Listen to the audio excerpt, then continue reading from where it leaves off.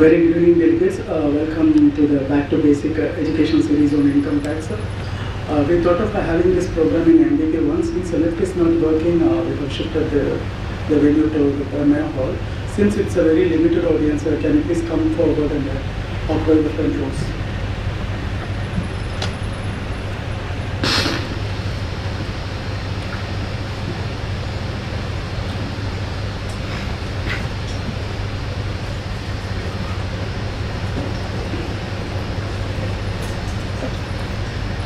May now request the speaker for today, CA B Sathyamurthy sir, to come and occupy the dais, please. Yeah, big round of applause for Sathyamurthy.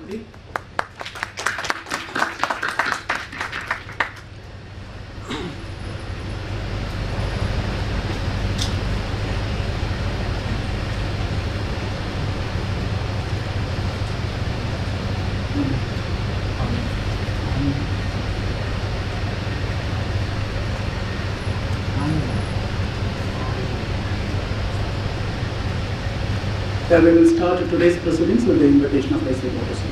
Let us all rise for IC voting.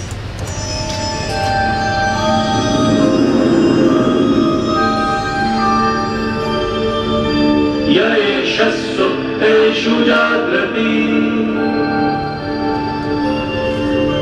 Yeshasupteshu jagrati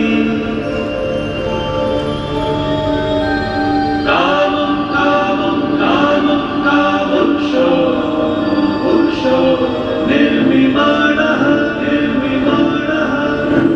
Adeva Shukram, Brahma, Adeva Mritamujjate, Tasmin Lokaha, Shataha, Sarve Tadunatyari Kashchana, Etadvaita.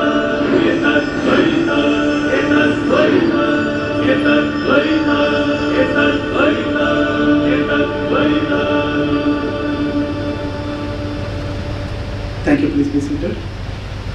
The speaker for today, CA B Sathyamurthy, is a chartered accountant with over a decade's experience in audit, direct taxation, and international tax. He started his career with Deloitte Haskins & Sons and worked for the audit practice of the firm over 4 years.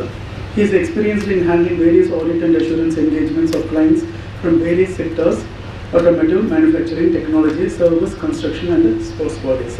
Further, he is experienced in direct tax and international tax, both as part of MNC's tax team and as a chartered accountant in practice in clients' service for over 7 years.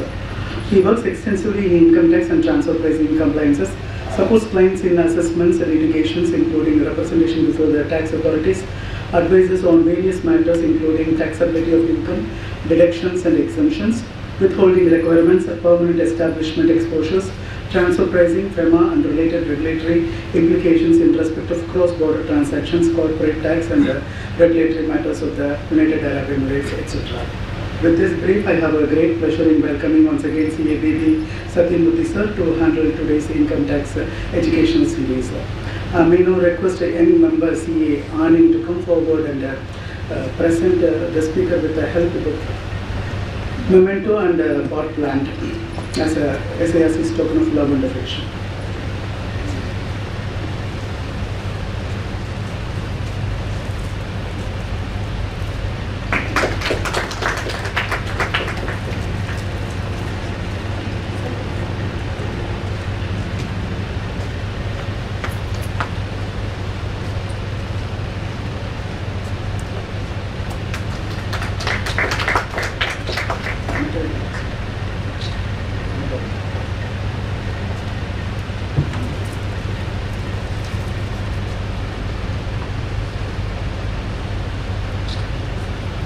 Over to Sathyamurthy. Thanks, Anand. Gotcha. Starting with the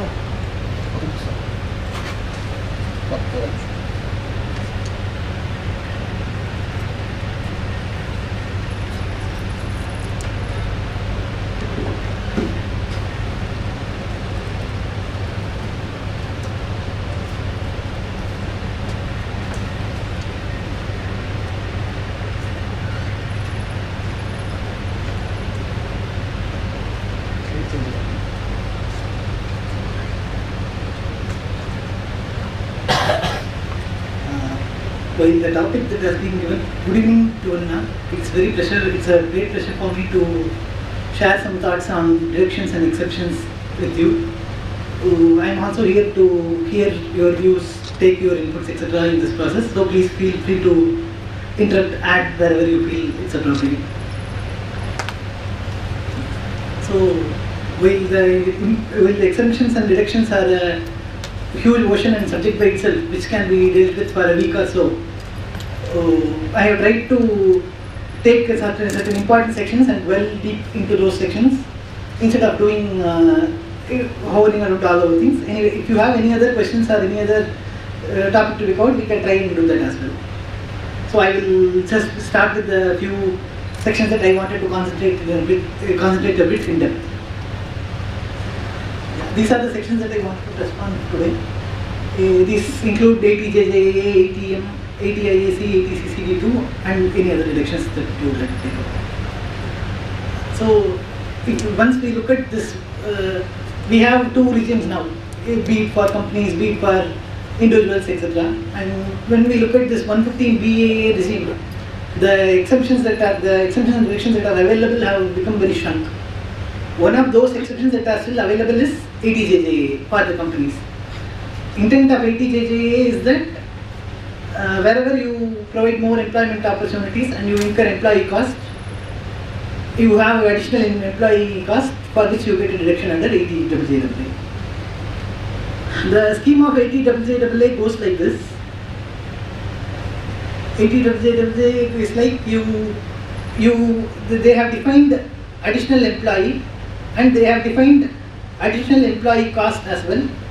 And then once you determine the additional employee cost in accordance with that, you get a deduction equal to 30% of such additional employee cost over a period of 3 years. That's how the scheme of ATJJA or ATJJA works. So, I will try to, there are a lot of interpretation issues in this section. One is that it has been introduced only 2-3 years back. Earlier it was there, it was repealed and it has been reintroduced. When it was reintroduced, there have been changes to the old section and erstwhile section. Earlier it was there only for manufacturing, but now they have tried to include other sectors also in it and all that. So, and there are not, since it is a newer section which has been there for 3 years or so, not that we have a great number of rulings or judicial precedences which we can actually go back to. Nevertheless, we always go back to the other sections which have dealt with where the similar wordings etc. have been used, and we can fall back there whenever we want. We can always fall back. With that, I will just go to the first few interpretation issues. Where the interpretation issues that are there in this section, I will go through them. First point is that the section starts so. Section states where a gross total income of an assessee, which includes any profits and gains derived from business, then ATJJA shall be applicable to them. Does it mean that ATJJA is not applicable for professionals? Does it mean that assessee who is engaged in profession, say for example, we are in profession, does it mean that it is not applicable for a sector? Should be applicable. Should be applicable. It goes together. Sorry? It goes together. Yeah, it goes together. Yeah. And also, when we look at the memorandum of association, they have made a specific comment that they want to extend it to different sectors, all sectors. Earlier it was only for manufacturing, but now that they have extended the sectors, we get a clue from that it should include profession also, although it is not worded so in the straight. Now, so this section starts like this.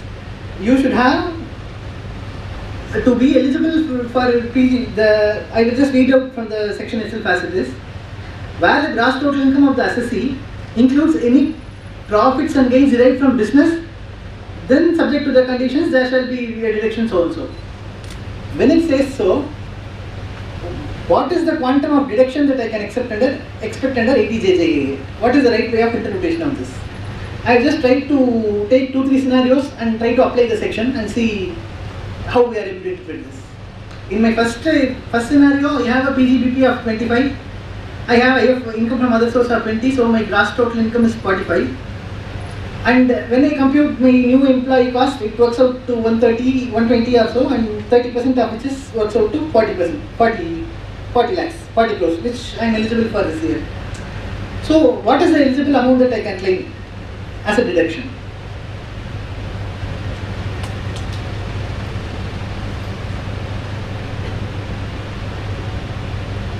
This question primarily has arisen because the section starts with where the gross total income includes any profits or gains.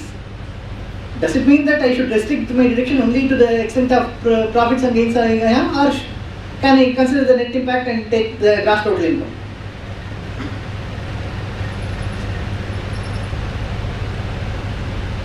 Generally, all the deductions in the chapter 6A, it is on gross total income. It is, unless it is linked specifically to an income. Whereas this particular section is not specific to an income, it is specific to the expenditure that you incur for new employees. Given the case, so, but the language is that where it includes the income from business, how do we consider it? Should I say I should restrict to the amount of PGBP I have, or should I say I can allow it to up to the extent of gross total income, which also includes my income from other sources?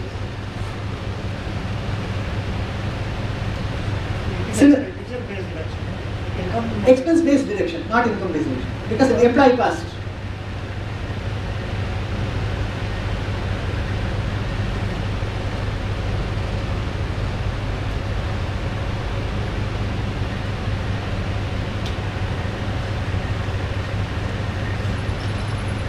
There is a, looking at the language of the section, it looks like there is a possibility to say that I can claim up to gross total income, but when you fill the return, the utility, whether it will allow it, we may have to see.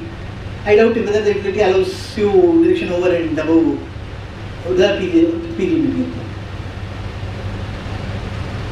Similarly, say I am just extending the same scenario to next couple of examples where I have a brought forward losses and I adjust it. So my net PGBP is nil and I have only IFOs. That be the case whether I will be allowed, because my will I say my gross total income includes PGBP or no? If you ask me before setup, yes, it includes. If you ask me after setup, it doesn't. So how do I interpret and how do I quantify my ATJ deduction in this case? Similarly, in the third scenario, what I have taken is, I have taken a scenario of loss from business during current year. I have ISOs and a gross total income. Again here, should I say income includes loss, so even though it is loss, you still go and allow ATJ, or will I say that's not the case, that I have not had any business income, any income, my gross total income does not include any income from PGBP, and hence it should not be, ATJ will not be applicable.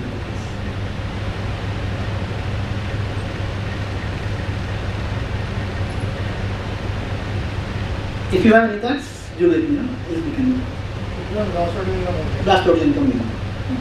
Great. Then, next thing is that the scheme of the deduction is in such a way that they have told that I will allow you the deduction over 3 years. You take 30% of the additional employee cost that you determine this year, you take 30% this year, next 2 years also you take the same amount. That they have given like that. What happens? So in the year 1 I don't have a gross total income. I did not have any, I have not commenced my business. Maybe for some reason I don't have. But in year 2 and year 3 I may have PGBP. So shall I, which year should I consider? Whether the income includes gross total income includes PGBP or not? Is it okay if I look at only the first year, or I am required to look into this aspect in the subsequent next year's aspect?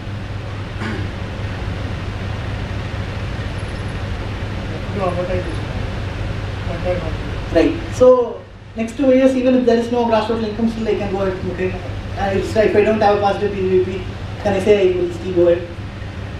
Should I quantify this year and keep and then see respective year's gross total income? That's also one possible interpretation. It will not be carried forward. So whatever is income, then we will immediate setup. Carry forward is not there. The 30% is available for 3 years.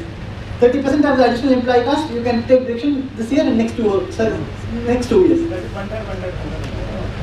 No, 30% in each year.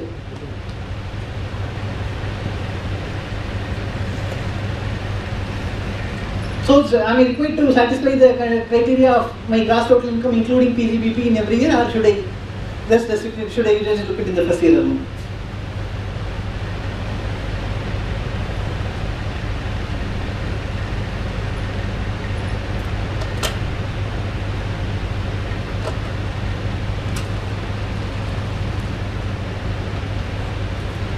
Similarly, say suppose I have during the year 1 I have claimed 80 deduction. Say second in my year 2 I am amalgamated with another company. Will the amalgamated company will they get the deduction? Can they carry forward this deduction and get in their hands?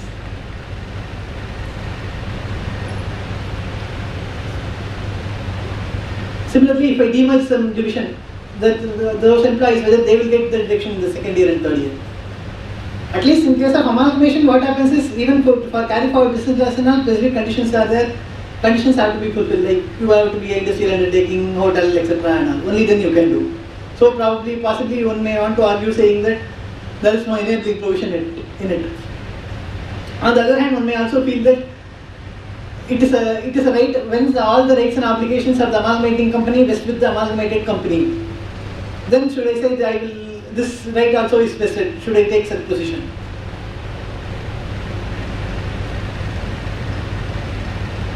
In case of demerger, there is no conditions like 72A kind of thing. You just get whatever is pertaining to your undertaking or division that got demerged, everything you get. That be the case, can I get the reduction in so far as it pertains to the demerged entity in the subsequent 2 years? That's also, the Act is silent about it. If you have any views based on your experience in amalgamation or demerger, then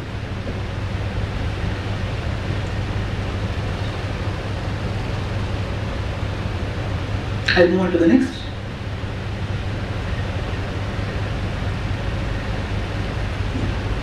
Again, the section puts certain conditions. It says that you should have not formed the business by splitting up of reconstructing an existing business. You should have not acquired this by way of business transfer. What happens is in these cases you just get those employees. So when you get the existing employees of another company, they just you acquire them or you just transfer them. They are not interested in granting direction for those. That's the reason why they have put this particular condition. Again, the question that comes is in case of profit-linked deductions which are linked to a income of a particular unit or income of a particular division, when they put these conditions, it is understandable that they are talking only about this division. But in this case, do we have to look at this deduction as should I take company as a whole and look at it, or should I compute this ATJ division by division? Say for example, I may have number of undertakings or number of factories. 4 or 5 factories I have acquired a 6th factory as a slum sale or as a business purchase. So when I say it should have not been split up, do I say only for that unit it is not applicable, or I should, the way the section reads it looks like it is applicable for the entire SSC as a whole. So if the SSC does any reorganization in it, then he becomes ineligible for deduction under section 80 of the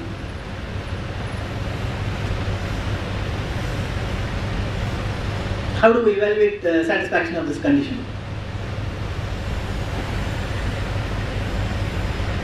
The second one is that, again, in year 1 I did a business purchase as slum sale, by virtue of which, say 100 employees got added in my undertaking. In year 2, now so in year 1 this transaction of reconstruction or a business purchase has got over. So what happened in year 2? In year 2, I hired the employees in this undertaking. That those employee did not become my employee by virtue of the transaction that I did of business purchase as slum sale. That be the case, still should I say year 1 you are not eligible, so subsequent year also you will never be eligible for this undertaking, or should I consider that these are fresh additions which I have made, so I can claim deduction? There is a diverse between how the section has been worded, how it is there, and what actually is the intent of the section. It is so different that we are not able to convincingly get to an answer for it. If you say substance and the intent is there, then you say yes. If you say no, what is written is what is important, then we will have to take a question that it may not be possible.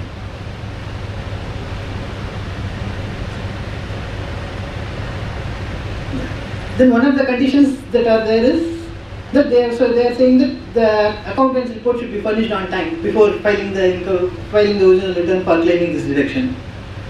So how do I look at this requirement? The way that they have written this as a condition to the section itself, is it a substantive requirement that if I don't do that, I can never get a deduction, or should I say it's only a procedural requirement even if there is some delay or irregularity to that, as long as it is taken care in future, still you should consider the provisions of the section in substance and with intent and still grant a deduction.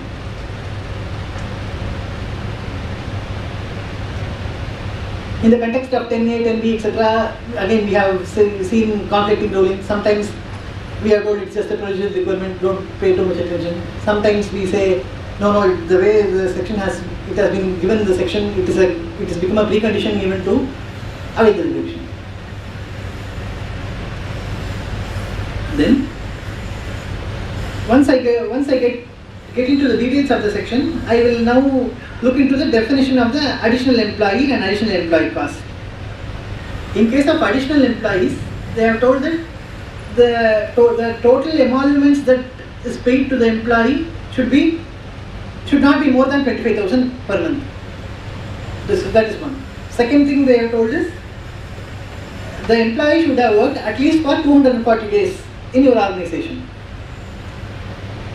During any year, if an employee has been in your organization for less than 240 days, you don't count him as an additional employee for current year, rather you count him for next year. This is what the guidance that is provided in the proviso. In case of leather manufacturing and footwear manufacturing, they have relaxed this requirement of 240 and made it as 150.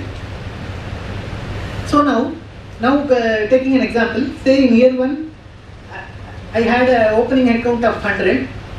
I had totally 45 headcount, out of which 20 employees were there for more than 240 days and 25 employees were there for less than 240 days. And I have a deletions of 15 and the closing headcount that I have now is 130. So one of the requirements that comes here is, this is the story for year 1. Before I go to the story for year 2, one of the requirements is that you should have made a net addition to your employee headcount. Only then you are eligible to get 80 JWJ deduction. So when I say that I should have made a net increase in my headcount, how do I reckon the net increase in the headcount? When I come to my year 2 now, will I say my opening was 105 because I didn't consider this 25 as additional employee for that year. I said last year they said you can consider it in the next year. That be the case, my opening will become 105 and not really 130. Should I compare 105 and 120 and say yes, I have made an increase? Or should I count the actual headcount of 130 that was there last year and compare it with 120 closing and say no, I have not met that threshold? The deeming fiction of that, the employee who have been there with you for less than 240 days is taken to next year. Should I extend that fiction even to the reckoning this condition of increase in headcount or no?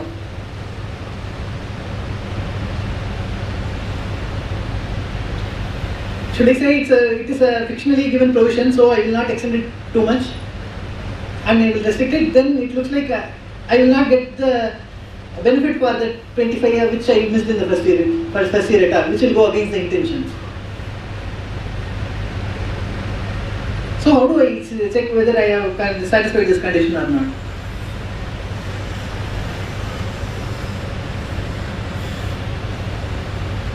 Again, if we look at the way the proviso has been worded, they in year 1, whoever have been for less than 240 days, they say that you consider to be additional employee cost for next year. But again, if you read cogently with the proviso in subsection 2, what happens is, it looks like you have to test the condition again in year 2. Even in year 2, he should have been there for more than 240 days. Only then I will consider him as an eligible employee for the deduction. Or I will not do that. Already he has been there from last year to this year, totally he has been there for 240 days, so I should wait. Again, the provisions look quite vague that we are not able to determine which is the correct approach to do it.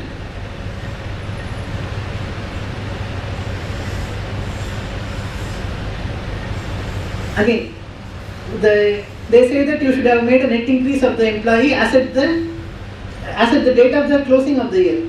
So again, as at the date of closing of year, then should I look at wherever I claim somebody as an additional employee, do I have to necessarily have them as at my closing year end, or if he is not there with me still, can I go ahead and claim the deduction? That's also not clear. Whether should I read the provisions individually only for only for the purpose that have been fictionally created there, or should I read a bit comprehensively to try to apply it holistically? In the absence of which we are not able to give an answer for this as well.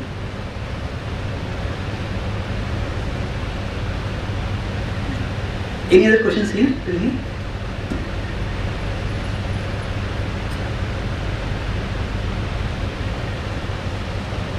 Shall I move forward?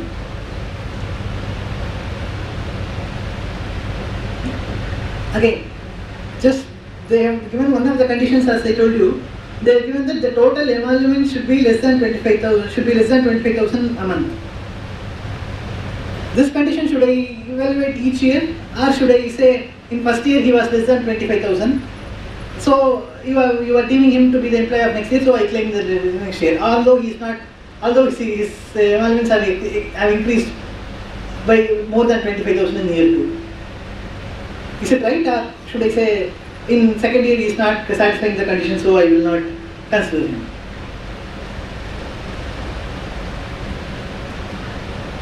You can't consider no, sir. Then the carry forward benefit that they gave in first year, then that is taken away in another hand. No? But the main purpose of this section is that new employees should be present and added. It's not like just to show that okay, a person is there, we are claiming deduction. That is the main purpose. No, the person is still there. Only problem is that his salary has increased. Every year he gets increment. No? So last year his salary was 24,000. Now it has become 26,000. That is also 25,000. That is also a problem. No, not every employee also are considered in this section. So you can't. So you have. We can't take that into account because it's not only for that particular. It is for 3 years. Right. So you can't just take into consideration. Even that if it is increases, it has to be stopped, right? Because the main purpose. I understand. I totally appreciate what you were saying. Only thing why I feel a bit aggrieved is that in year 1, just because he was not there for 240 days, you did not grant him rejection. You told you take next year. But again next year you are asking me to look at all the conditions and he becomes ineligible in both the years. That's how, when I look at this way, I feel a bit, whether are we defeating the purpose by imposing so many conditions every year. Then no, in 240, previous year itself, preceding previous year itself, the employer could estimate, yes, he won't be, he'll be working for more than 240 days, 25,000 will increase. So, in that case, what the assessing officer won't allow us to claim that deduction. But the only thing is, it is not very clear. It is again a bit, I agree with you, but whether somebody who is a business owner, whether he will also be happy to look at this way. But still, there is a lack of clarity still there appears to be there. I am not able to convincingly say yes, this is how it is.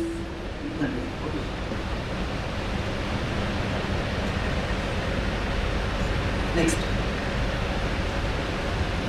Again, they have just told monthly emoluments of 25,000. Again, which month should I see? What if during the year itself he satisfies the condition for some months, he doesn't satisfy for some month? Should I check the average, or should I take as the closing date? What is the date on which I should check this emoluments? Because during the year obviously he will also get increment, right? So suppose he satisfies the condition for 10 months and he is not satisfying for 2 months because he got a salary increase in February. Can I get the deduction at least for 10 months, or will I not be even given that?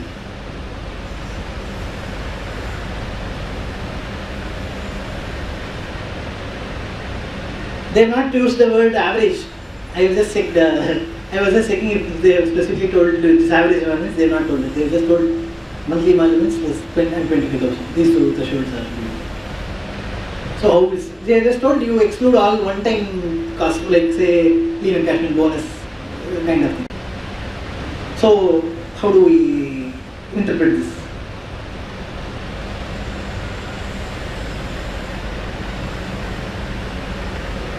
With so many interpretational issues around, still the chartered accountant is expected to take a position and issue a certificate in Form 10DA certifying the amount of eligible deduction under ETWJWA.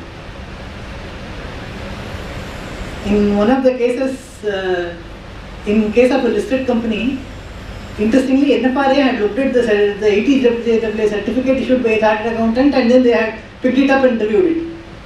And they had certain observations. Okay, their observation is fine. But they also appear to look at interpreting the section also. So, all along we would have thought we will look at judicial precedences or a tribunal judgment or something as an aid of interpretation. Will that be extended even more? There are always grey areas. So how will all those be dealt with?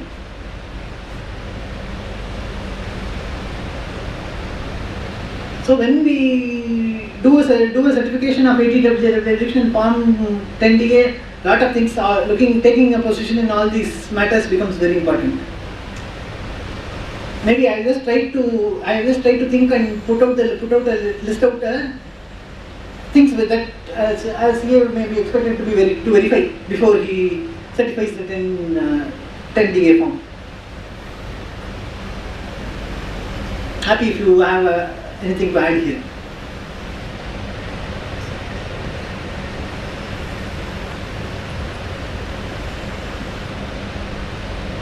Also, when there are some interpretation issues like this, as a person who is certifying the form, are we required to disclose our positions?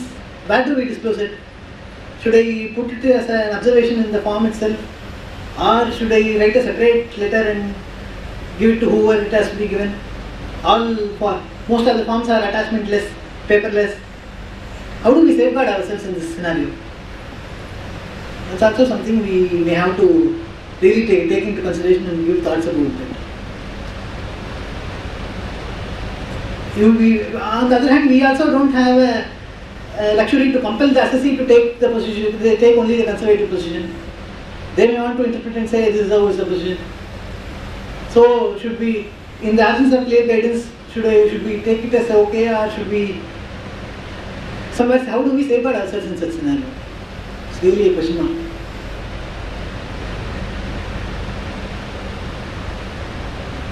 I think with this, the aspects of ETWJWA that I wanted to cover are done. Happy to address if you have any questions.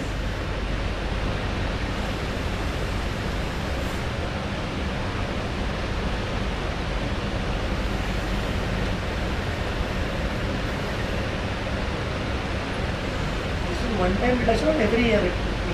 Every year, you have to test the conditions each year. Year-to-year combined. If you have the opening, your closing less opening, if you have a positive figure, you have made an increment, then you will check how many employees were less than 25,000, all other conditions are satisfied, and you take every year.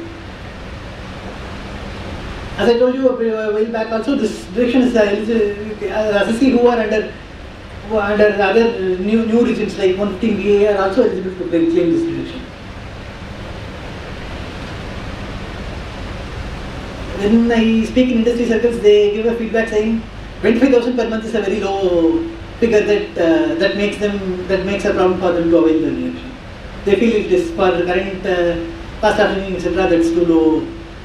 That's too low to expect to be 20,000 and covering all the sectors and all the varied employees.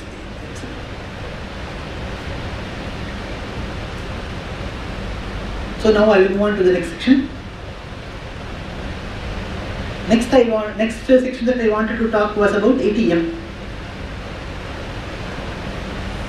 Since recently, after this dividend distribution tax has been scrapped, and now that the dividend has been made taxable in the hands of the shareholders, one unique issue has arisen, which was elsewhere there before DDT regime. It has come again. What happens in a scenario of having a multi-layered corporate structure? Say there is a subsidiary holding, and then ultimately there are shareholders. How do I? What happens is, this holding company receives dividend from subsidiary company, which is taxable in its hands, on which subsidiary company has already paid tax because it was their profit. So at one level, subsidiary company paid tax. In level 2, when holding company receives it, it is a taxable income for it, it will pay tax. Then it will pass on to the shareholder. Again, it is taxable in their hands, they will also pay tax. So with abolition of DDT and introduction of this, there appears to be a cascading effect on tax on dividend. So to give some relief from this, the erstwhile section 80, which was there in the erstwhile regime of before DDT regime, that time that have been included in the act again. So 80M provides that where I have where my gross total income includes the dividend that I received, and I am also paying dividend to my shareholders. I get a deduction to the extent I have received dividend, which is my tax in my other sources. To that extent, you get a deduction under Chapter 6A in Section 80M. So that this cascading effect is taken care of to some extent. But the catch here is that if there is a huge mismatch between the year in which I get dividend and the year in which I distribute dividend to my shareholders, then this effectively does not address such scenario. The cascading effect is still there. So what they have told is, if you have received dividend during this year, and if you are either paying dividend in the same year or you pay dividend till 1 month till the due date of your filing the return, then you are eligible to get deduction under 80M. We'll just see a few examples. Again, here also there are few interpretational issues when we look at 80M as a whole, that we will concentrate on. So, in this example, X Limited is the company. It has received 100 crores of dividend from its subsidiary Y Limited. It has distributed 80 crores to its shareholders.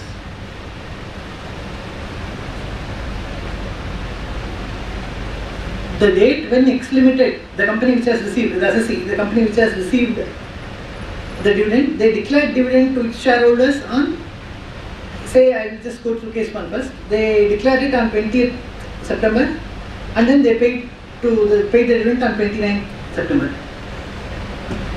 In this scenario, and their due date for filing return is 31st October. So 1 month before it comes to 30th September. So they complied with the condition that they should have paid dividend before 1 month before the return. So are they eligible for 80M deduction in this case? Have they distributed the income within the prescribed timelines?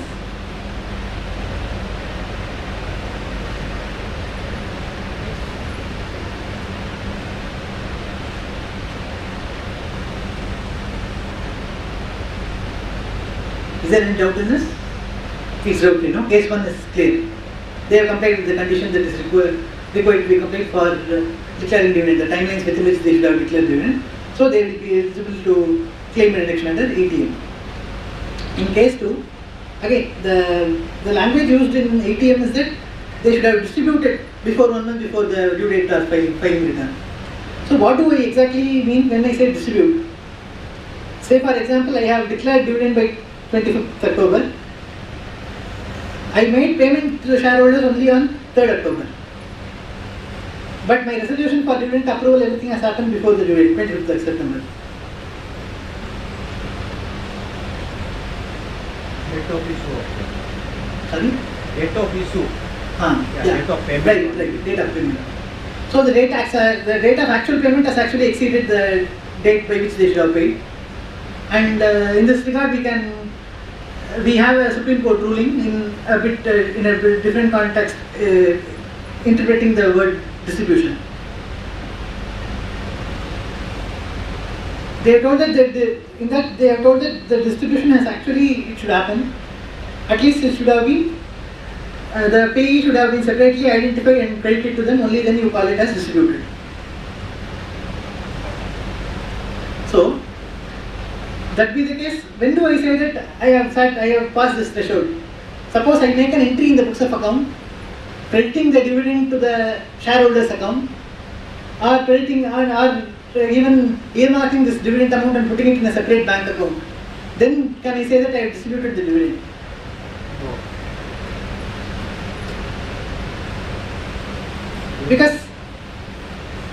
Because the Supreme Court is saying no, it can even be constructive. They say you can crediting by the amount means it doesn't need to be happen actually. Should it or should it not?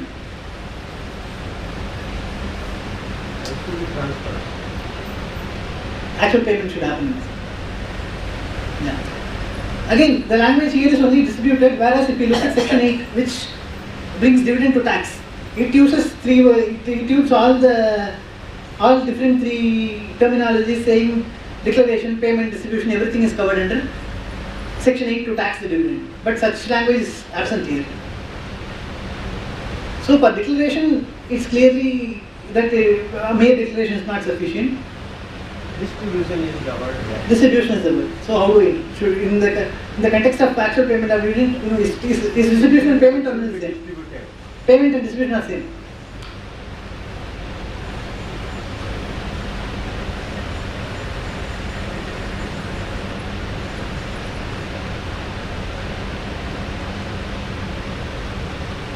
Yeah. Next issue is about quantification of deduction under ATM. When I read ATM, I am also required to read a couple of other sections that is there in chapter 6A, which in a way puts a cap on the amount of deduction that I may be eligible for. I will just take an example and try to apply these provisions now.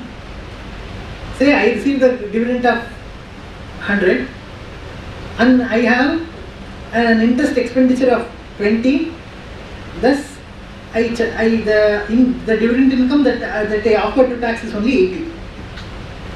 I have declared 85, dividend of 85 to my shareholders. In this scenario, what is the eligible deduction?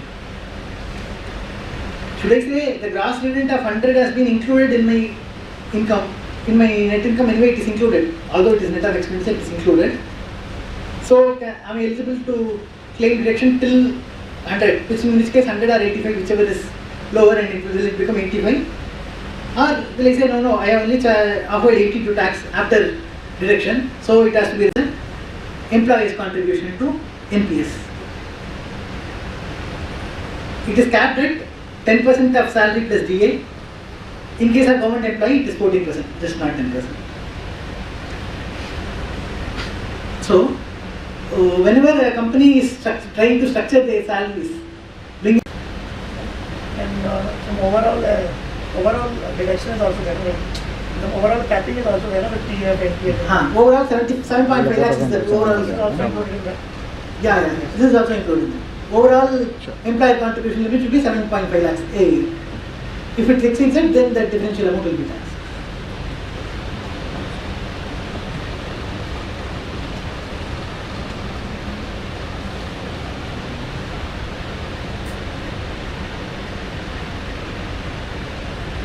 Any questions here? Any points to discuss?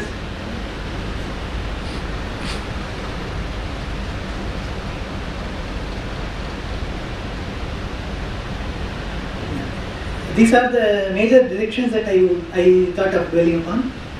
Next, I will move to exemptions. In case you would like to take up any other direction, if you would like to discuss, we are free to do it.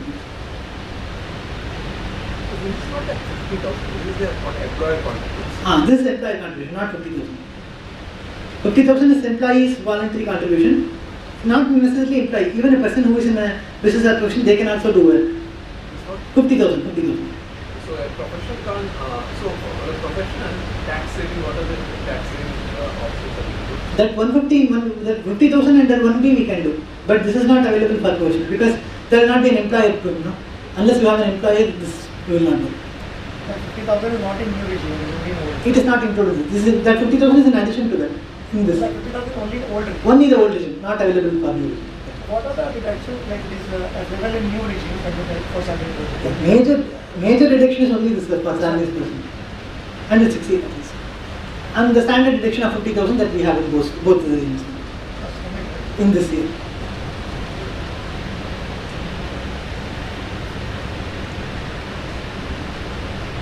Now I will move to discussion on some of the exemptions that I have done. I plan to cover few exceptions, which are a share of profit from a partnership, short stay exemption, amount received under insurance policy, income from buyback, income that have been subject to equalization levy, and a select aspect which may be very relevant now under section 10E. These are the things which I plan to discuss for the timing. As we are all aware, whenever the partner can receive majorly he can receive three streams of income from a firm. One may be the interest on capital, then the remuneration and share of profit. Remuneration and interest on capital is generally deductible in the hands of the firm, up to, of course, up to the specified limits. Over and above anything is disallowed and tax in the hands of partner. And whatever is not deductible in the hands of firm, say the excess remuneration or interest on capital or the share of profit, that is exempt in the hands of the partner. Again, here there are few aspects of interpretation which I will dwell in case of share of profit from a firm. I have just taken an example where there are two LLPs, LLP2 in the bottom, of which LLP1 is a partner, and then there are individual partners in LLP1. In this scenario, when LLP2, the profits of LLP2, of which a share will be received by LLP1, whether this will be eligible for deduction for exemption under 10(2)(a).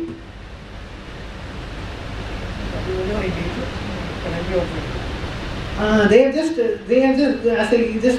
I given in the extracts of the section also, they just say partner, that's all. It doesn't say the partner has to be individual or anything.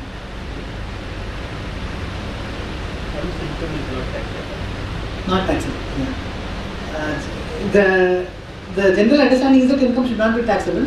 But only catch is that the language of the section reads that the partner of a firm which is separately assessed as such. So the question is whether the share of profit received from LLP2, whether it is separately assessed in the hands of LLP1. If we literally read it, it looks like it is not assessed to tax because it is exempt in the hands of LLP1. Then when it further passes it on to the individual partners, whether exemption will be available for them.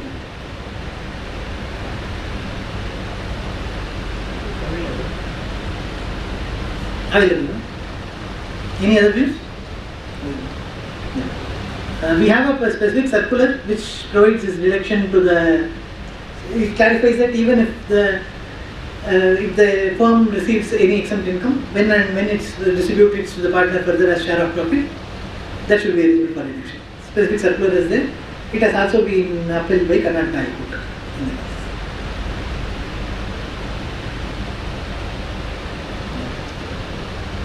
Then there are specific aspects in case of an assessment of firm and partners. One question that arises, say for example, there is a firm outside India, and say two partners. There are only two partners of who they visited India during the year, and they were in India during the year. Thus, the firm has been managed from India, so its income becomes taxable in India. But this is a foreign firm; it's not an Indian firm. Can we say that even a share of profit these partners is from a foreign firm? Will that even be eligible for exemption under 10(2)?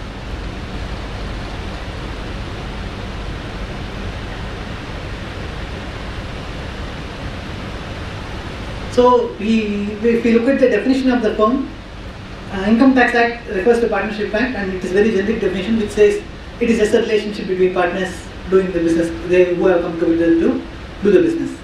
It doesn't specifically say like it should have been incorporated under the provisions of Indian Partnership Act or something like that. So since it is wide, it should cover even the foreign firm, even the share of profit received from a foreign firm.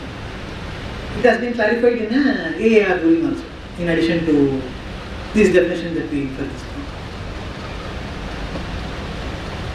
Next issue is that when an interest on capital or remuneration is disallowed in the hands of the firm, what happens in that case?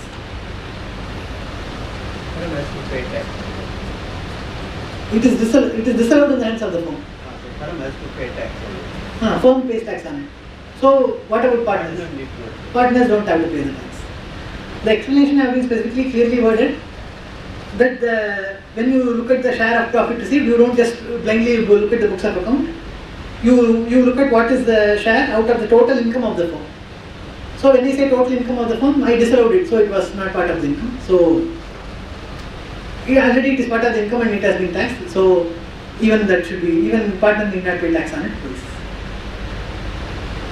Other interesting issue that arises is that whenever there is an adjustment during the assessment of a firm, assessment or other proceedings of the firm happens, where disallowance happens in the hands of the firm, what happens to the share of profit in the hands of partner? Due to the adjustment made, the interest or capital paid to them or the share of profit may change. But partners would have already filed the return by the time assessment is happening, and there is no recourse for them to revise the return now. The due date might have expired. So what do they do? How do they bridge the gap between what was assessed in the hands of firm and what was offered by them?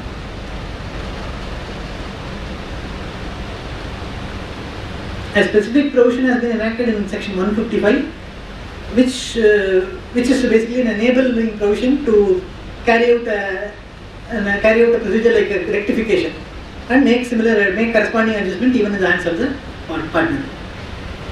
So whenever there is a reduction in whenever there is a adjustment of the income either of the partner or the firm, the other is correspondingly adjusted through this enabling provision. Thus giving relief to the partners and firm. How they will adjust? Like, how they will? Next year, They will the old year's return itself they will adjust. They will do a rectification proceeding kind of thing, and then they will make the adjustment. Yeah, the AO can make the adjustment. Powers have been given in 155.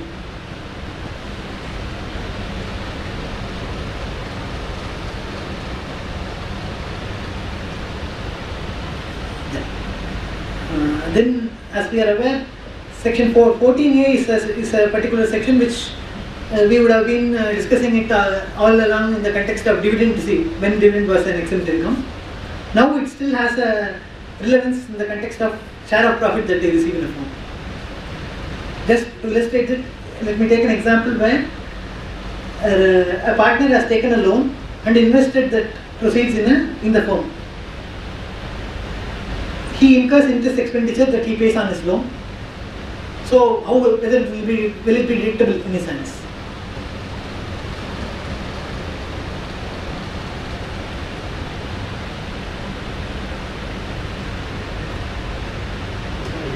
From the interest received from the fund. Interest received, interest on capital received.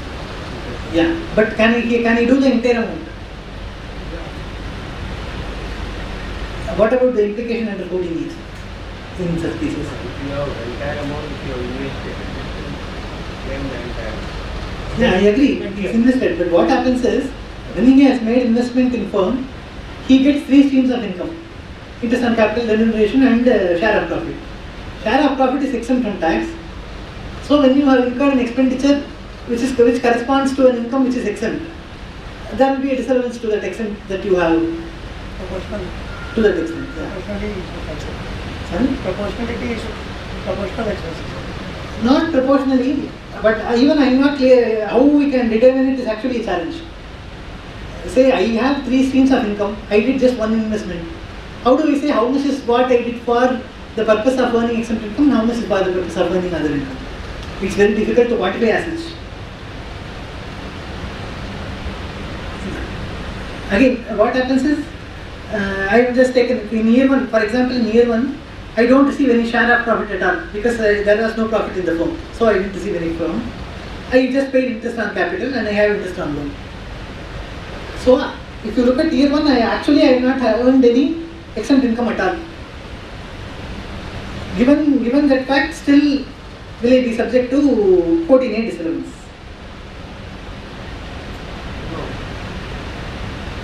14A basically provides that where I have incurred any expenditure for the purpose of earning exempt income, that relevant expenditure will not be taxed. Further, it goes on to say that where the assessee has not to the satisfaction of AOE has not identified all the expenses in relation to the exempt income, then they will take the opening and closing investments and take the average investment balance and calculate 1% on it as the disallowance. The computation mechanism is provided in Rule 80. So will provisions of 14A and 80 be invoked in this case? Yeah, it may be invoked. Because it is very difficult to ascertain how much of the expenditure pertains to exempt income and how much pertains to interest on capital that we received, etc. Interest charge is also 12%, interest paid is also 12%. Yeah. It is directly attributable to the interest earning only. I agree, but when we earn from the firm, we have 3 streams of income, out of which one is exempt. This money is specifically for the purpose of earning interest only. I am partner in the firm, it's not because of that money invested. Maybe the capital clause itself says something about 10,000 only. Beyond that is known from my side. So instead of investment in the firm, like crediting to the capital account of the partner, had I credited to the loan account of the partner, what you say makes All perfect the sense. capital both will be considered for the purpose of taxes and stamp for the in case of partner. So you were saying I can treat the capital and loan on the same footing. In case of partner whether he gives as a loan or whether he gives as a capital, both are same for the purpose of taxes. There is no difference. And he has if he is paying more than 12% and earning on lesser, then in that case we can say it is attributable to the other tax exemption. Interesting positions. Then specifically I would just like to touch upon an explanation that was inserted in Finance Act 2022 in this context. Earlier, when somebody read 14A without this explanation, what used to happen is that the courts used to interpret that if I have not received any exempt income during the year, 14A will not have an application. Which is what happened in my scenario 1. I did not receive any share of profit at all. So they said that be the case, you cannot make a disallowance under 14A. But later, to overrule this particular ruling, an amendment was made in the Finance Act which clarified that although you don't receive an exempt income during the year, as long as the expenditures that you have made is capable of earning some exempt income in whichever year, still 14A can be invoked and disallowance can be done. This particular explanation was done. So after this explanation was inserted, even in year 1, 14A can be invoked, theoretically at least.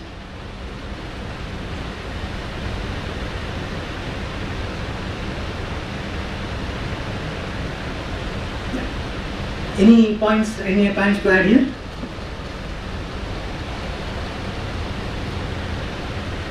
this case, we need not attribute any of the interest paid towards salaries because my salaries has not got nothing to do with my investment in the firm. So, while attributing my interest expense, I should attribute towards interest on capital and the profit share. Yeah, the remuneration that you receive from the firm, it will not have any correlation with what you have invested in the firm. Basically, that is the compensation that you receive for the time and efforts that you have devoted in the firm. So, taking that, there should not be, you may not be able to attribute any expenditure to the salary that you earn from the firm. Although the salary is taxed under PGBP, I think to say that this expenditure was incurred for the purpose of earning that income may not be a possible stand to take. But interest on capital and share of profit should be possible. But as you told, practical idea, that it's a very practical call to say that let me not credit my capital account. Why should I credit my capital account? Instead, let me credit my loan account and have the share of profit as a very minimal, and have everything as interest on loan, so that it becomes easier for you to claim deduction under the interest that you would have earned from the firm. So the quantum of 14A will also be lower, because I will look at the amount of investment only, when I do computation under 8D. So my opening investment and closing investment will be a very minuscule amount, since entire thing is loan. Loan is not considered in that calculation. So that's a very practical approach and to solve the issue actually.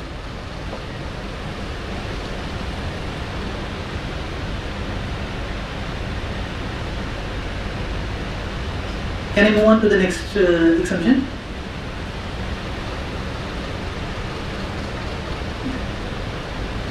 This is a provision of short stay exemption. Essentially what has been provided is that where an individual who is not a citizen of India, he comes to India for a short period, which is the total in a year is less than 90 days, and then he earns some income by virtue of his employment with the foreign enterprise. Such income that he receives is not taxable. It is exempted under this instant provisions of short stay exemption.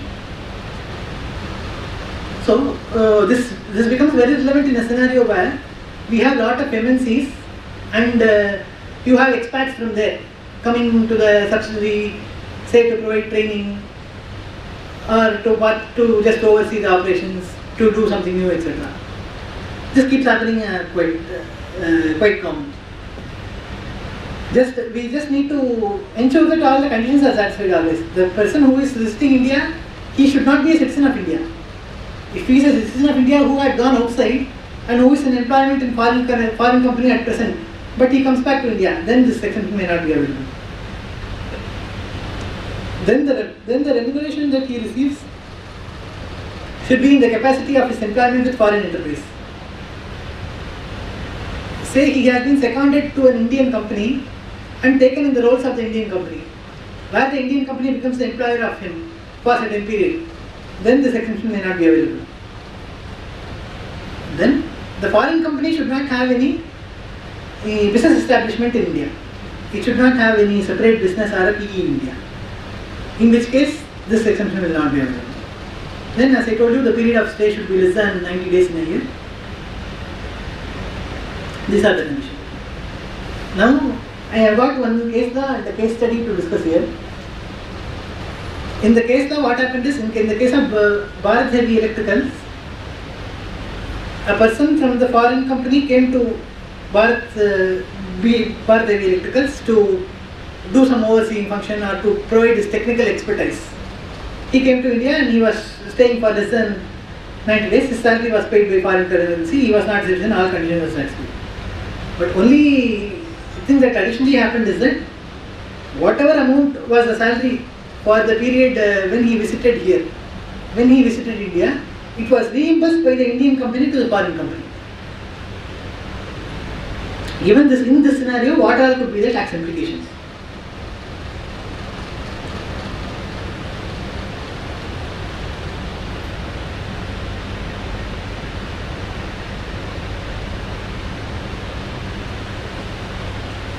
One, in the hands of the employee, can he claim the short stay exemption, or are all the conditions satisfied in this regard?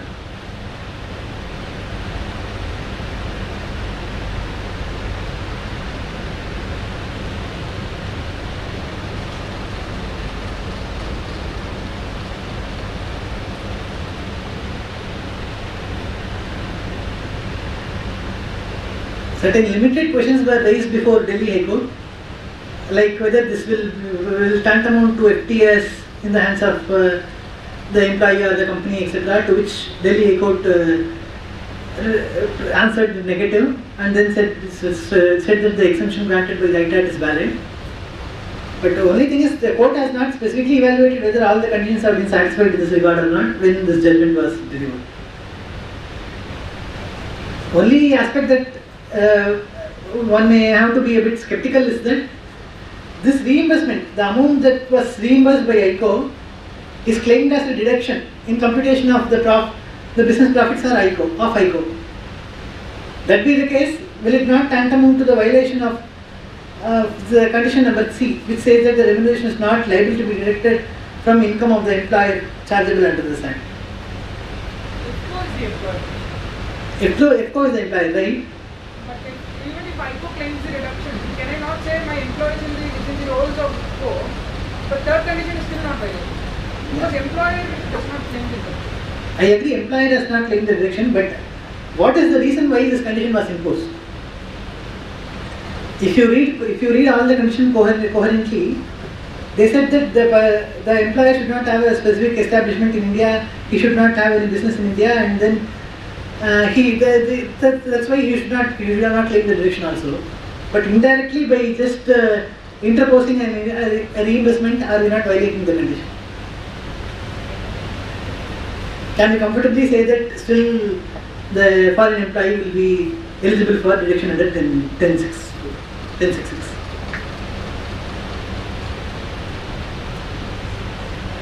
Not that I have a definitive answer, but just wanted to highlight this issue, which we may need to be a bit careful about. We have taken a stand that tax has to be paid in India for the income paid, and we have reimbursed through communicate city, everything works. So you have not claimed the exemption, basically. Yes. That's a very conservative approach, in the absence of clarity. Recently we did it. Great. We went through like this. Okay. But you have elevated this exemption. You were aware that this. To avoid that FTS and other aspect, Right. we went through reimbursement concept. Right. Reimbursement rate, and it's the employment service. So we deducted the tax under the Right. Again, here in the case study, if the facts are slightly different, where for some administrative convenience or something, where the ICO directly pays the salary for the period when the expat stayed in India. That be the case whether the employee will be eligible to take this deduction. That's also something one which may have to think on the same lines which we discussed in Part B.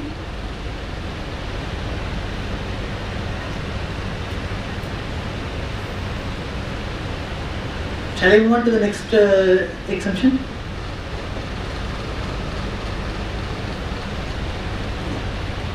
Next item that I would like to talk about is on the amount received under life insurance policy. This is a section which historically has been always exempt, but in the last few years, since 2021 and 2023, there have been few amendments, due to which this has become a very complex thing to determine whether the amount that I receive from a life insurance policy is taxable or it is exempt. I have just tried to this particular section has some 6-7 provisos. I have just tried to summarize it in a single table so that it's easy for us to get a feel of the provisions. So it goes like this. What I have done is I have just tried to give the exceptional scenarios where it is taxable first, then all other remaining scenarios it's exempt. So number one is that where there is an assessee, the assessee has a disabled dependent, and for the purpose of maintenance of such disabled dependent, he has taken an insurance policy and he has been paying premium. This similar policy is even eligible for reduction under 80 DDB and 80 DDBA because there they give a reduction in case of disabled dependents. In the scenario of the death of such disabled dependent, where the person who has taken the insurance, where he receives the amount, this particular is exempt. This is not exempt. This is an exception to the exemption. Such amount will always be taxable. Second item where it is taxable is any sum received under human insurance policy. Again, this also has a quite long history. Where earlier the policy assigned to the employees were not covered earlier. What used to happen is that the employer would take key man insurance on the employee, say director or somebody, and then at the verge of his retirement, when he is about to retire, say 1 or 2 years before his retirement, he will just name the employee as the beneficiary. And the employee will receive the proceeds when the policy matures. This was specifically not covered as a assigned policy under the key man. We always used to argue that the moment it is assigned from the employer to the employee, it is no more key man insurance policy, it is just like a normal insurance policy, because the beneficiary is the employee and not the employer or somebody else who is carrying on a business. So it's not a key man anymore, key man policy anymore. Used to be the argument. Later an amendment was made to include that even the policies which were hitherto a key man insurance policy and subsequently has been assigned, even exemption is available, they are not available even for those policies. That's the amendment that was incorporated. Then, now going to the recent amendments that have been made. In case we have any policy which was issued between 2023 and 2012, where premium in any of the years is more than 20% of the sum assured. That be the case, it is not exempt unless it is the amount is received due to death of the policy holder. Then what they try to do is this threshold of 20%, they try to reduce it to 10% from 2012. So between 20 is an R3 and 2012, it was 20. You should not exceed 20% of the sum assured. But after 2012, you should not exceed 10% of the sum assured. Only then you will be eligible for exemption. Otherwise, this amount will be taxable unless it is a death benefit. Interestingly, they also told where you have multiple policies, you have multiple insurance policies, and each of these satisfy the condition that 10% threshold is not reached. In all you have 10 policies, and all 10 policies are within yearly premium is less than 10% of the sum assured of each. Then we used to get benefit on all the 10 policies, but they wanted to cap that also. And they said if the total premium exceeds 5 lakhs during a year, then you will be eligible to claim exemption only up to policies which have a total premium of 5 lakhs. Over and above that will not be eligible for exemption. Similar lines, in case of ULIP, this exemption are a bit different. Instead of a limit of 5 lakhs, they have got 2.5 lakhs. If you have a ULIP, the total payments to which is 2.5 lakhs and less, till that time you can claim exemption. If you have more, if the amount is exceeded, to the extent it is exceeded, you will not be eligible to claim exemption for this. This for each year. This for each year, yeah. And the previous year will not come each year. Each year, but in any of the years, if you have exceeded the limit, then that policy will move. But then less than 5 lakh policy, every year you can do. Right. Previous year will not be there. Right. I will just show you an example which will make even clear. Yeah. In this example, for the sake of simplicity, I have taken the date of issue to be simple so that there is no complication in this. If you look at X and Y are ULIP, X and Y are ULIP and ABC are life insurance policies. In all the cases, the annual premium is just equal to 10% of the sum assured, so that particular threshold has not reached. Then, during the financial year 33-34, financial year 33-34, I have received two amounts. X, I have received 6 lakhs from X, policy X, by surrendering policy X, and my policy A matured and I got 6 lakhs from it. So what happens in FY 33-34? In this case, if you look at the total amount of A and C, they have not, which are the life insurance policies. A and C have not exceeded 5 lakhs, and what we have got is only A. So you can consider that this will be eligible for exemption. Is this clear?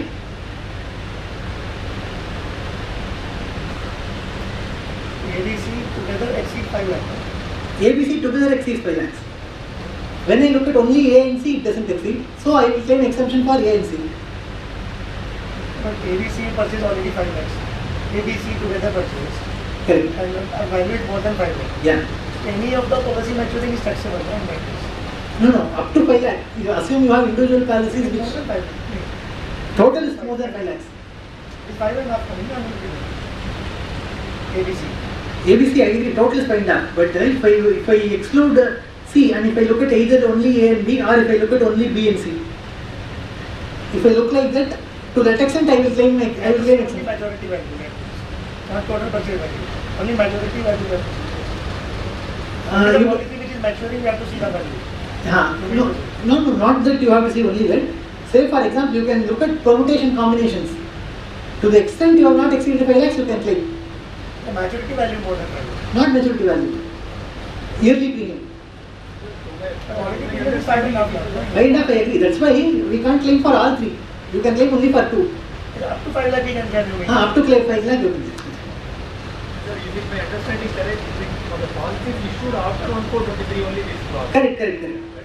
That's why I put all the date of issue as 21, 22, 23, 20. Yes, correct.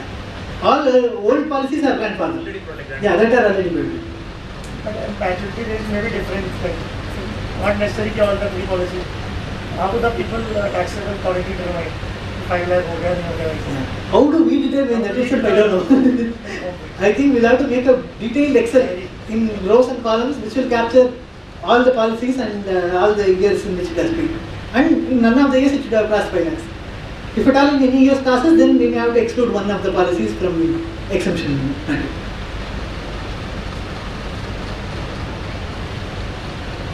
So if I look at 34, 35, the year financial year 34, 35. When I look at A and C, it does not exceed 5 lakhs. When I look at A and C, it does not exceed 5 lakhs. But if I were to look at B and C, it will exceed 5 lakhs. So, earlier year, had I said, let me offer A to tax, let me offer the amount that 6 lakhs that I received on A, if I had offered that to tax, in this year I would have got an exemption for 18 plus 34, 52 lakhs. Because if I add both, it's coming to only 4.5, it's not coming to 5. So maybe one has to track all the maturity dates and everything and plan carefully as to which are the policies in which he should claim the exemption and which he should offer to tax. Otherwise here, because they leave it to the option of the assessee, they don't compulsorily say first in, first out or something like that. So one may have to be, whoever have more than 5 lakhs pay, whoever is paying premium more than 5 lakhs a year, they should be tracking this carefully so that they don't miss out on they don't spend unnecessarily on tax. How the assessing officer will come to know? He will ask details from us. Only thing is, till now he has not made an SFT for the insurance providers to give the details of all premium paid. Maybe that may come up in future. Who knows? This because this provision came only last year, no? In future, SFT, specific financial transaction, may include even premium. Then it will come in AS. We don't have to do it.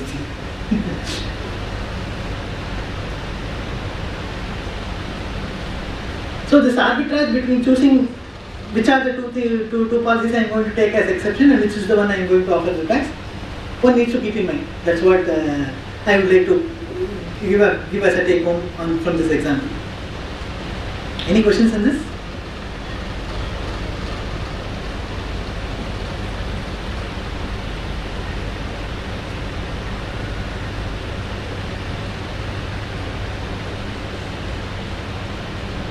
We'll move on to the next one.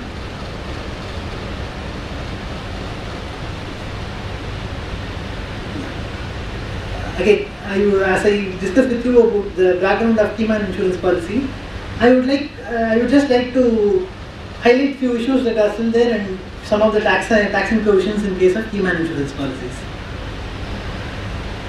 Where the Keyman insurance policy was given to a person in the capacity of an employee, it is taxed under salaries and enabling provisions are there in section 17. And where the Keyman insurance is taken by the business owner business as in the capacity of business owner, say for example on a director or on a partner by a firm, etc. Then there are enabling provisions to tax it under PGBP. When both these conditions are not satisfied and still there is a key man insurance, those are covered under other sources. As I told you, the exemption under 1010D has specifically carved out saying even the assigned policies will not be eligible for exemption. So now there are few questions that one may have to look at is, which is the year in which I am required to offer these to tax. I have 2 different years. The policy was taken by my employer. He has been paying the policy all these days. He assigned it to me in this year. But I am not going to receive anything during this year. Only when the policy is going to mature, I am going to receive the money. So when is the taxing event? Is the taxing event upon assignment to me, or is it upon maturity? If the cash flow, it will be maturity only. Yeah. So will come at maturity only. Cash flow income. Because I have to pay premium after that, no, I think. Premium is not fully paid for this, maybe per year premium. Yeah, maybe. But I have to pay premium. Correct. If I don't pay premium, might be discontinued. Correct. It should be maturity. Maturity, yeah. If you look at all the sections, it will always have a connotation like received, etc. So it should be on maturity only. But the section under which it will be taxed, the head will be under which it will be taxed will depend on the relationship between how the key man insurance came to you. But the taxation is only in the year of surrender or maturity and releasing the amount. Death benefits. Death benefits. Sorry, sir? Death benefits. Yeah. No benefit for us. In case of key man, Yeah. it is money came due to death. Is it be taxable? Yeah, it's taxable. Because they have not carved out an exemption there to say it is taxable if it's in case of death benefit. Which in other cases, they said it is exempt if it is a death benefit. But in case of human, they included it. So key man it is taxable. Yeah. If the person receiving is not the employer, employee. It will be taxed under other sources. 56 also has a provision which says if the amount from key man is not taxed either under salaries or under PGBP, then it will be taxed under employees. Under that provision, it will be taxed. So employees getting it, they will get it as salary. If it is by the company, then it go to PGBP. In other cases, If a director or partner receives,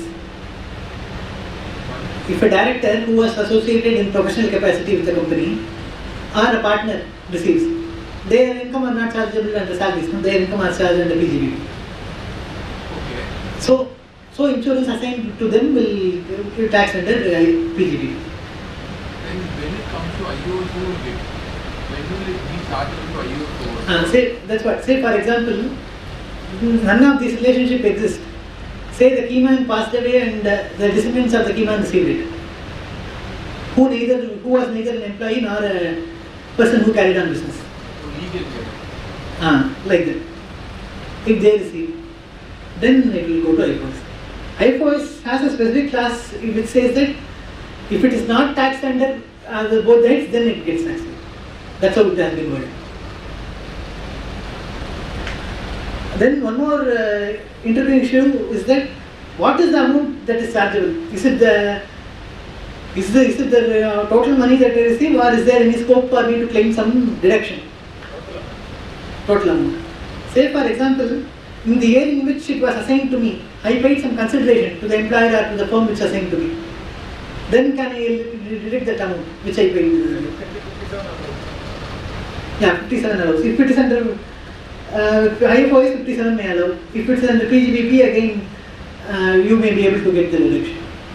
But there are both views are there. Somebody take a view that it is a specific income. It has been allowed included as a specific class in 224 and then taxed. So no deduction should be allowed. But I think, but still I believe there is a scope for argument where there is a genuine payment which has been made earlier. Any views in this regard?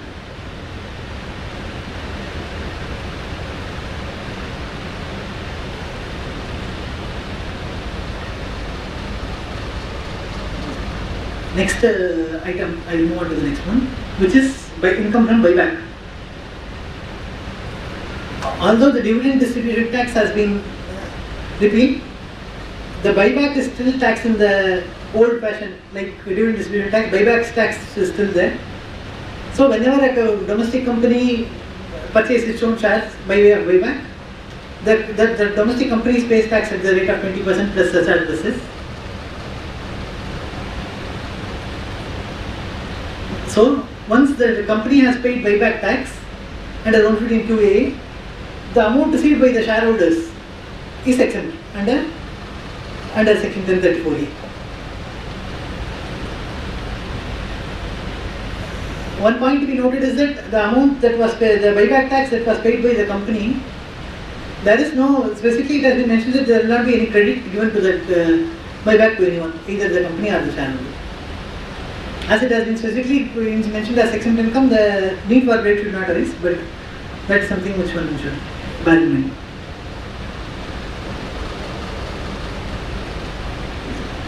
So this buyback tax provisions are applicable in case of a domestic company, when the domestic company is buying the shares.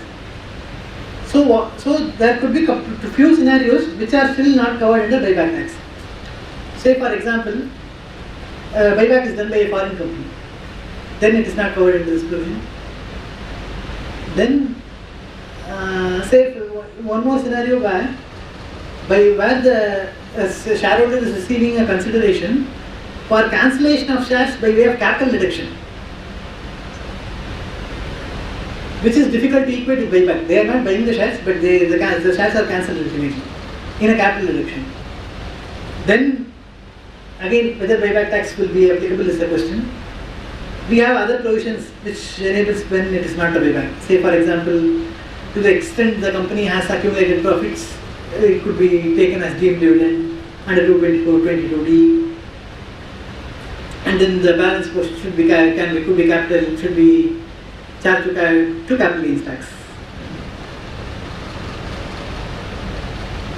These provisions could kick in. Then that be the case, the benefit of 1034A of exemption will not be available.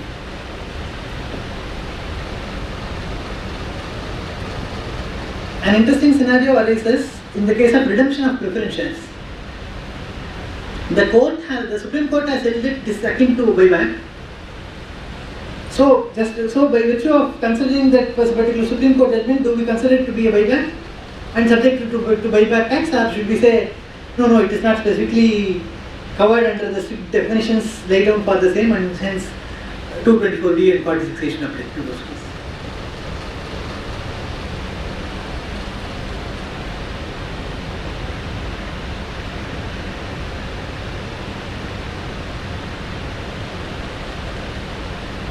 Is not by that.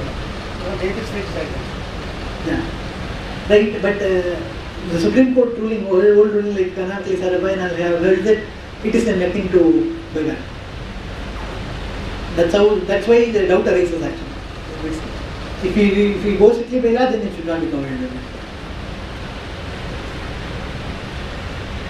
Then one more question that comes in this context is that when I do a buyback for an amount which is not equivalent to the fair market value, discrete fair market value, what happens then? Will the provisions of gift tax under 56(2)(10) will that be applicable? Should I say that I have received a property for a lower consideration, and then should I charge it to tax under 56(2)(10) as the gift tax? Shares of the own company cannot be said as a property. Shares, huh? Shares, I'm buying back my own shares from my shareholders. My own shares will not amount to property in my hands. So I don't 56(2)(10) should not be applicable. Yeah. So there have been a couple of ITA judgments, one in Mumbai and one in Chennai, which have held that it should not be considered to be a property received. So it is outside the ambit of gift tax under 56(2)(10).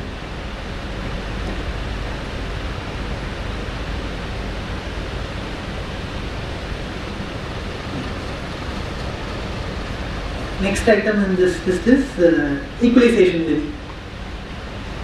Equalization levy is a separate tax which was introduced. Again, it was introduced, then it was amended. Again, there is a lot of aspects to be looked at here. Item number 1 that was subject to equalization levy is consideration that was received by a non-resident for online advertising or provision of space for online advertising or related services. In this case, equalization levy is to be deducted by the payer who has availed the advertisement service and who is paying the non-resident. He has to deduct it as though it is a TDS. Akin to TDS, he will deduct equalization levy and pay the balance to the non-resident service provider, advertisement service provider. This is one mechanism.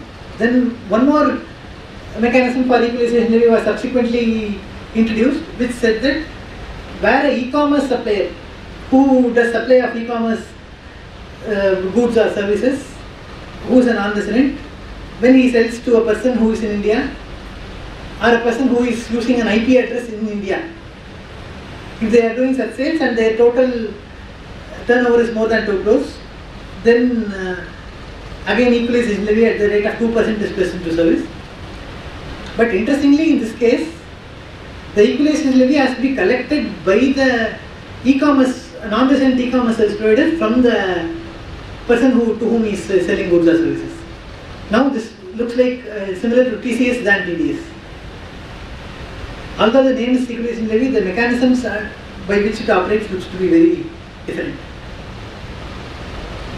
One thing, noteworthy thing here is that they have kept the amount that is chargeable to tax as a royalty or FTS outside the purview of equalization levy. So by that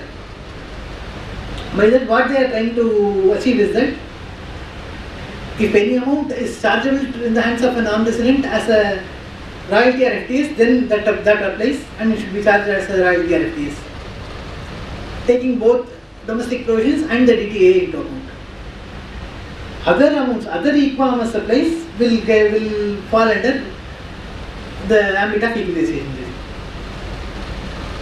So equalization levy will necessarily have an interface with a case where a non-resident has a business connection or a significant economic presence, certain part of significant economic presence in India. For such e-commerce supplies, this equalization levy may be applicable. So from the perspective of exemptions, what they have told is, if a particular income is subject to equalization levy, then it should not be taxed under Income Tax Act. So, in case of an e-commerce supplies, as long as they have collected equalization levy and paid it, they don't have to pay further tax in India.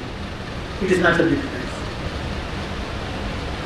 Again, here one specific aspect that the language that is required to be used, they have used the wording in 1050, which grants exemption.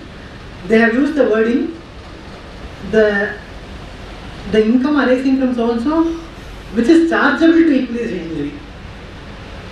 They have not told on which equalization levy has been paid. Like that, they have not given the language. Does it mean that? Can somebody interpret it to be in such a way that somebody even who has not paid equalization levy, even those cases are covered by this exemption? Can this extreme position be taken?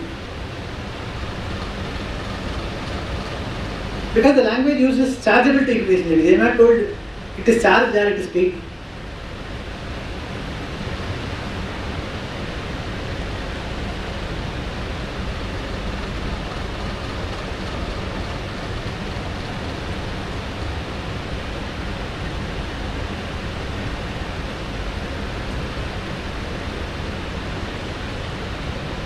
Personally, I feel it will be difficult to argue like that, but although the wording has been vaguely made in this section. Yeah. So just to sum up, if the taxation provisions as a FTS or royalty applies, then it will be charged as royalty or FTS. If that doesn't apply and it satisfies the definition given in equalization levy, it is either online advertising or it is e-commerce supply, then it may be charged as then then it may be chargeable to equalization levy. If both fails, then the other provisions like business connection, ACP and all may come into picture. That's how the scheme of taxation has been kept. Again, this issue comes often when we issue Form 15CB on payment to non-residents. Whether or they say where we say that it is not a royalty or FTS, then is it something subject to equalization levy? What do we do if he is not collecting? Because it is not a TDS something. It is not, the mechanism is not similar to TDS where I can deduct it. He has to collect. If he is also not collecting equalization levy and it is not even FTS and or royalty, what do we do? As an Indian person who is availing the service, how do we deal with this scenario? This issue is widespread when we issue 15 CDs.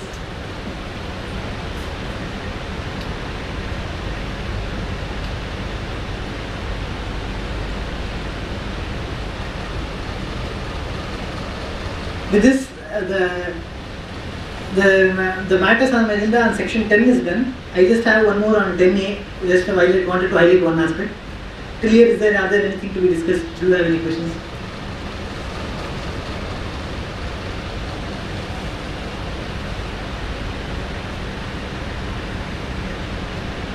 Are there any additional things to be looked at?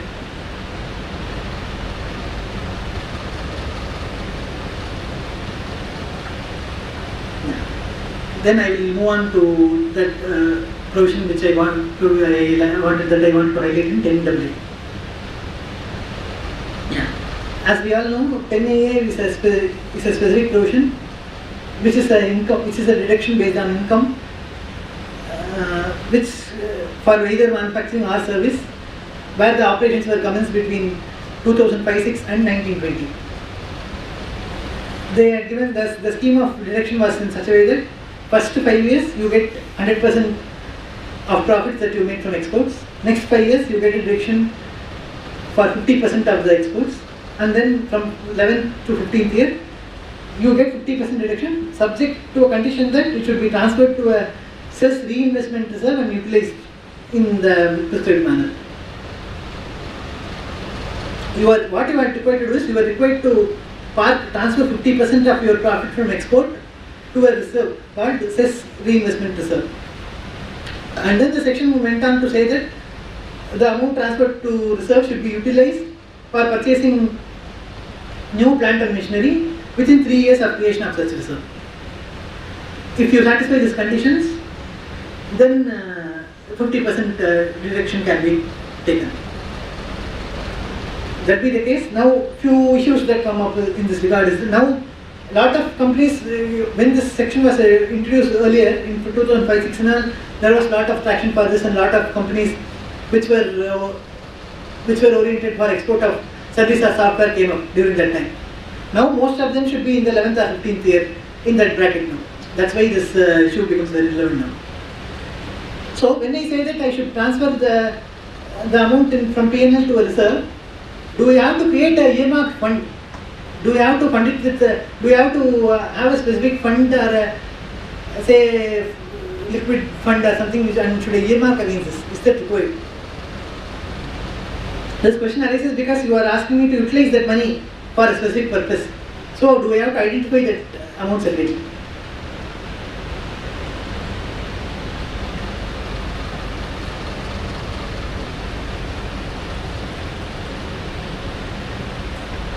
Otherwise, all the general retained earnings and this reserve, everything becomes fungible when I look at it from asset side, and that's it's very. Somebody asks me to establish something, then it's become very difficult. So I am required to maintain an earmark fund. That is one, but section is silent. It is not specifically giving out any requirement in this regard as such. Then it says that you have to make an investment in new plant and machinery. Do we have to necessarily do it only in the cess unit? Because the name itself was cess reinvestment reserve. Or can I even do this investment in P&M outside the cess and use it for my expansion, say by geographical area or something? maybe outside also you can do, but anyway because after 15 years it's going to end only. No? Yeah. Might be that area not become useful. Because cess is only in specific zones. Right. So if that zone is not profitable for me, only for that purpose I opened there. No, but apart from direct tax benefit, there could be some other benefit. No, like indirect tax, you may be able to import without IGST and all that. That will maybe continue, no, even after 50 years. Not that cess system may be dismantled, not necessarily. Right?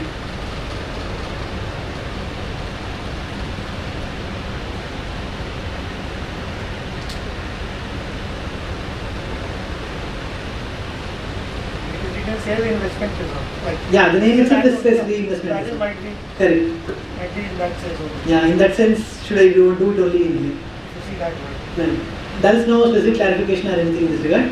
But now most of the companies are already in 11 to 15 years bracket.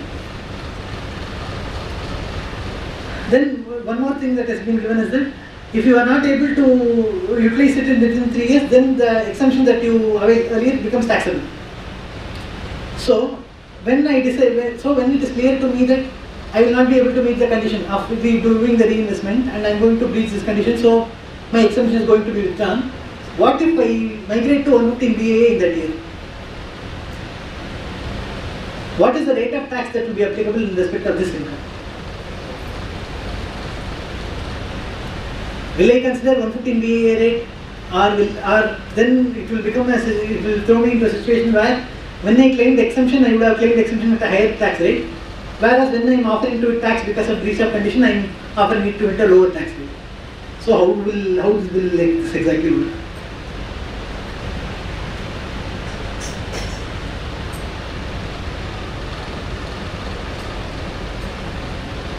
Any views on this?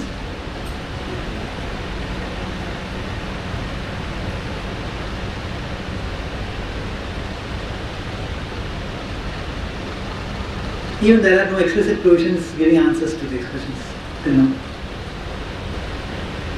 Yeah, these are the aspects that I wanted to cover. If you would like to add anything, I'm more than happy about it.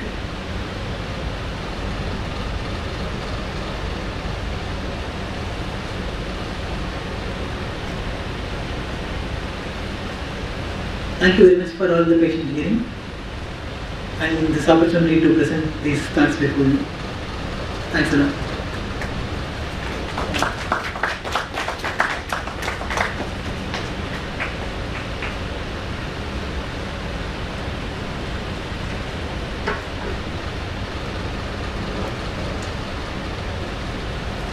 Happy to take up if you have any questions.